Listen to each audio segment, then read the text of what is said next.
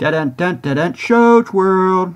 Welcome to Shoach World, gamers. Josh here, and today I wanted to take a few minutes to talk about the brand new movie, Gran Turismo. Now, this was probably the last gaming franchise I would have expected to be turned into a major motion picture, but when you start looking at the premise of the film, it actually makes a lot of sense.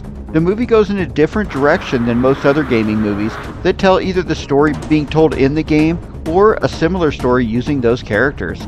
Instead, this movie tells the story of a gamer playing Gran Turismo that wins a series of Nissan-sponsored video game competitions through his gaming skills in an attempt to become a real-life professional race car driver.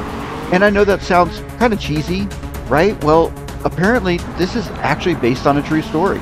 And I'm not going to spoil the movie, but I'm hoping they actually do make a real documentary at some point so we can get the real story the movie is actually based on. But back to the movie itself, the movie stars Archie Madekwe as Jan Mardenborough. I think Archie did a fantastic job in the main role. Actually, the full cast was really good, with a stellar supporting cast with David Harbour, who I feel surprises me with every character he portrays being completely different than the previous and him nailing it every time. This time he plays an ex-driver who reluctantly agrees to train the gamers to drive. I'm sorry, you really think you're going to take a kid who plays video games in their bedroom, you're going to strap him to a 200-mile-an-hour rocket? It'll tear him to pieces. Along with Orlando Bloom, they really carry the movie. But how's the movie itself? It's good, not amazing, but definitely worth a watch. Younger gamers are going to get bored. This is definitely aimed towards an older audience, and it definitely has some issues with pacing. Even though it clocks in at 2 hours and 15 minutes, they rush through a lot of the story, which makes it seem like it kind of downplays the actual preparations and kind of makes it look too easy.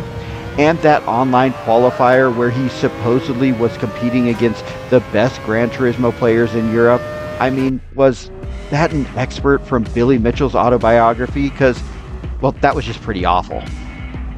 Overall, if you're a fan of Gran Turismo, I would suggest giving this movie a shot. It doesn't have the depth of other modern racing movies like Rush or Ford vs. Ferrari, but it's a cool story that personally I'm interested in.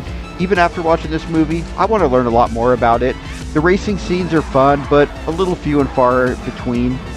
The story is interesting, but because of the pacing, it does leave you wanting more of that story. The casting is top-notch, the movie is good, but just comes up a little short of being great. But let me know your thoughts. Have you seen the movie? If so, what did you think of it? And if not, do you plan to watch it? Thanks for joining us today, gamers. Shoach World, out.